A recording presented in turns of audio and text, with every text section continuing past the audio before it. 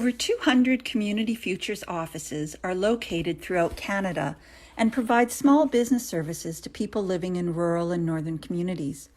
In Manitoba, there are 16 regions, 5 of which are located in the north. Community Futures North Central Development serves the North Central region, which consists of 17 communities. Our office is guided by a board of directors comprised of members from each community. So, what exactly do we do? We assist communities with business and community development by offering a variety of supports and resources, such as business loans, training workshops and information sessions, and providing one-on-one support to entrepreneurs. In other words, we are the place to go to when you want to find out how you can start, manage, or grow a business, or get a community project off the ground. Over the next few weeks, you are going to hear us talking about social enterprises. So I want you to get familiar with what a social enterprise is. Basically, it's a business that can be run by an individual, a group of partners, or even a whole community. But rather than its focus being on making a profit, the focus is more on how the business helps the community. Or in other words, what is the social impact of that business? It kind of falls somewhere in between being a nonprofit organization and being a for-profit business. So welcome to Business Basics Community Conversations, and let's see if you can get inspired to make a difference in your community. Good afternoon. Good afternoon. Hi, Michelle. How are you on this next lovely Wednesday? I am very good. And before we start our show, I'd like to just acknowledge that we are on Treaty 5 territory, home of the Cree, Dene, Métis, and Inuit people. So welcome to everyone again. Yay. We're starting to get near the end of this particular series. This is episode number 7 for us. Yeah, and it's going really cool. We've got so many different, a variety of guests that we've had on here, and little things that we've learned from all of them. And there's been a lot of participation and people joining in the giveaway. We've given away heaps of these smart tablets. Yep. And created a bit of a conversation about the different topics, which has been great. Yeah, absolutely. And we've learned a lot along the way. And we've got some nuggets of wisdom that I wanted to review and add a little bit to. Sure, let's have a look at our little words and nuggets of wisdom. Okay, so this should be in everybody's brain now. Love what you do. Love it. Yep. And, you don't have to love every single component of what you're doing, but that vision needs to be something that you're passionate enough about to work through the hard stuff. That's it. Let's Yep. get to one here. Yep. Know your community and what they need. So look for the gaps in the market, but gaps for the needs and the wants in that as well, right? Yep, absolutely. And, over the past year, we've really learned about how important our own communities are right where we live, and the need to have things that we can buy right within our community and not rely so much on, bigger economies, right? So learning there could be some opportunities right in people's communities to create some employment. And figure out your financing sources early on, right, Michelle? Yeah, the money's really important, and something that, we've talked a little bit about having more workshops, and a request came in today about learning about the financing component of it and just how to keep your books, right? A lot of people, they might not have the training or the background in accounting, and not that you have to be a whiz at it, but you do need to think about the money and how you're going to keep track of everything. Sure. And start with what you have. Doesn't matter what it is. If you want to do it and you have the love for it and the want to fulfill some need, just start with whatever you have and just get going and see what happens, right? Absolutely. Start small, and you don't know where it will go. And sometimes it might take a different turn, but at least get started. Think partnerships. There's always other people with the same dream, and just, might be able to sort of benefit and work with each other and for each other and create those networks. Yes, absolutely. And, great minds think alike, or don't think alike, I guess, all the time. But kind of putting more people, more brains together can get better results. Unify your community's mission and vision. Well, that's just Great. back to partnerships, right? And but it's a lot easier to create those partnerships when everybody's on the same page. Sure. Reach out for support. This is a new one. Well, when we see the success of when people have reached out for support, such as the Blair at his gas bar, and now he's running his business. Just reach out, and you think the things that seem hard can be helped with some support. That's right. And I mean, that's what community is about. Right? We're all out there to support each other. And lastly, get involved. Yeah, get involved. Like so often we can point out what needs to be done and what should be done and what could be done, but let's get our hands in there and get involved, right? And maybe you don't want to take on a big huge project or a whole big business or something, but maybe there's a small part that you can do, and I'm thinking even for people that are experienced, to be mentors. People starting out really need that support and that mentorship. Absolutely. Well, without further ado, let's get some more words of wisdom from our next guest, Michelle. Yes. So today we have our special guest, and her name is Carolyn Hale. She is the Education and Training Program Coordinator for the Canadian Mental Health Association in Thompson. And today we're talking about Charlie's thrift store in Thompson, and it's got a great story to it. And we'll bring on Carolyn Hale right now. Hi, Carolyn, and thanks for being on our show. Hello, thank you for having me. So, Carrie Lynn, your organization does a lot of things. And when you were kind of telling us about all the different programs you have, there's a lot. And there was one in particular that we kind of wanted to focus in on because it really fit in with the social enterprise. But I'm wondering if, kind of before we talk about Charlie's Thrift Store, if you could give us an overview of what your organization does and then how the thrift store kind of fits in with that. Sure, yeah. So the Canadian Mental Health Association, we are a nonprofit organization. We also run the Thompson Homeless Shelter. So we do get funding from various different funders throughout the community, including the city of Thompson and our government. But we do have many programs. We have the self-help program, we have psychosocial rehabilitation, we have PSR, that's what that is short for. We also have the homeless outreach mentors. And then of course, there's myself. I'm the education and training program coordinator, and I offer supports for education or employment and just resume writing, various different things. And of course, that list goes on.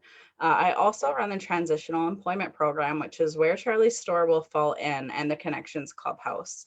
So the Transitional Employment Program is a program that we created for our Connections Clubhouse members. So the Clubhouse has people who are struggling with mental health issues. Maybe they have a mental health diagnosis and maybe they don't, and they've just been having a hard time finding employment. So that's where that kind of falls in, and we try to hire people from the Connections Clubhouse and that are accessing our various programs with the goal of employment. Okay, so the store was started not so much to make money, but to provide people with the opportunity to get some training in terms of dealing with customers, inventory, managing a store, all of that sort of stuff, correct? Exactly, yeah. Okay, and how long has that store been there? Do you know? I'm not 100% sure how long, but it's been at least 11 years. So quite some time. Because you mentioned before that it wasn't always called Charlie's Thrift Store. Yeah, so it was actually called the Second Chance Store. We did change the name to Charlie's Store when one of our participants, whose name was Charlie Linklater, had passed away. So he was our retail worker in the store for many years, roughly 11 years or more. That's why I'm not sure how long the store has been around. And while I didn't get the chance to meet him, it really sounds like he made a huge impact on our community and our organization. So, yeah. That's great. So the store was named after him. And Roy was just showing us some pictures there of some items that are in the store. It looks like there's quite a variety that comes in. Oh, I love thrift stores. They're so cool. There's always treasures because you don't know what you're going to find in them. Not like a normal store, you're going to find something. Here's when you're going knowing you're not quite sure what you're looking for, but it's when the treasures pop out to you, right? Yeah. So So Carolyn, I often talk about, what is the need in the community, and I can see that, that there was this need for employment and training. And then I also ask about, the benefits. What are some of the benefits that you see in terms of having this store in this program? So the employees that are in the store are provided with so many different skills that they can learn. So those can include pre-transitional employment and job skills training, on the job and skill confident building opportunities, job preparation training and supportive employment. There's linkages to other community resources as needed. There's motivation to pursue the goal of community employment, so kind of stepping out of our bubble into the big open world. And there's also community inclusion. And, then there's the time management and money management and customer service, assertiveness, communication skills, personal hygiene, all those skills that are needed for employment. We just try and assist people to make sure they're going to be successful when they're ready to step out and find the employment. Great. So lots of benefits to the individuals who are participating, as well as to our community as a whole, in terms of, like you say, they might work at the store for a while, but then step out into other employment and work in the community as well. And I think too, the thrift store really serves the community in the sense that it's a place where we can shop and also where we can donate all those extras. So rather than things, ending out in the landfill, that so many things are reusable, and, somebody's junk is another person's treasures. Well, exactly. I found my own treasures down there. So yeah. That's great. So Carolyn, what advice would you give, if there's somebody who's thinking of maybe starting a thrift store as a business on their own, or maybe a community group that is thinking that they'd like to get started and do this in their own community? Do you have any advice that you could give them? Yeah, so my advice would be just to make sure that you have a great team of people that is willing to donate their time to help you and be organized, and just don't take on too many donations. So without my team here, the management team at CMHA, it would not be possible to keep this store up and running. You will be surprised how much the community has to give to help you, especially just starting out. But yeah, it'd be near impossible to run it as just a sole person. So make sure you have a good team.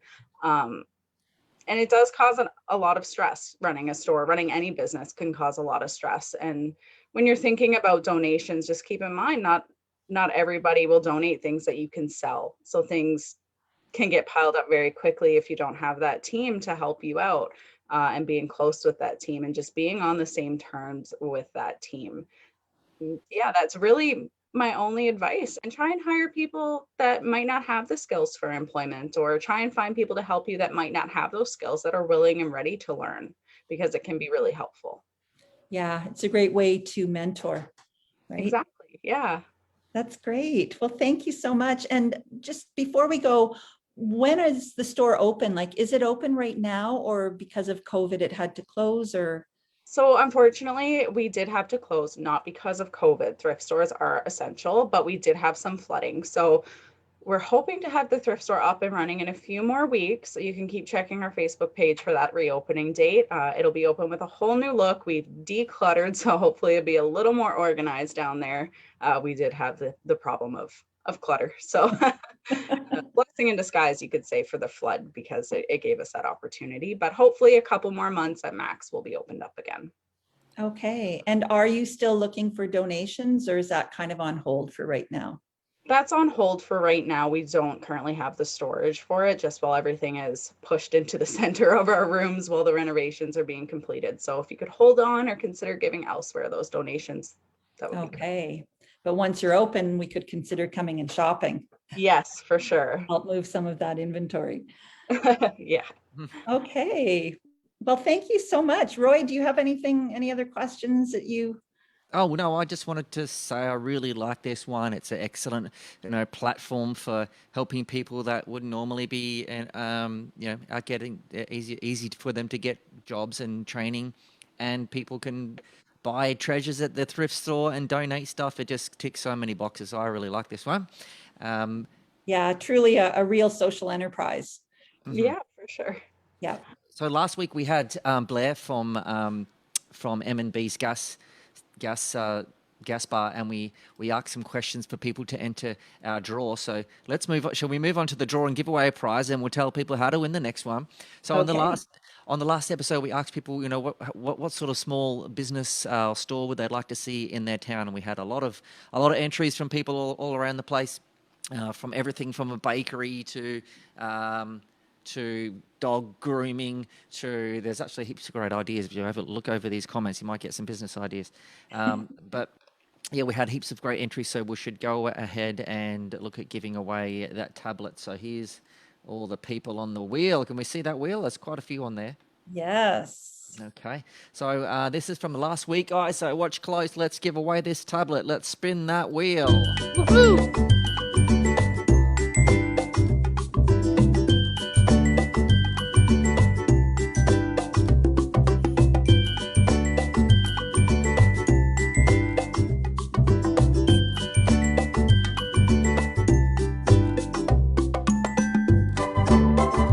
Ooh, I think it's gonna stop.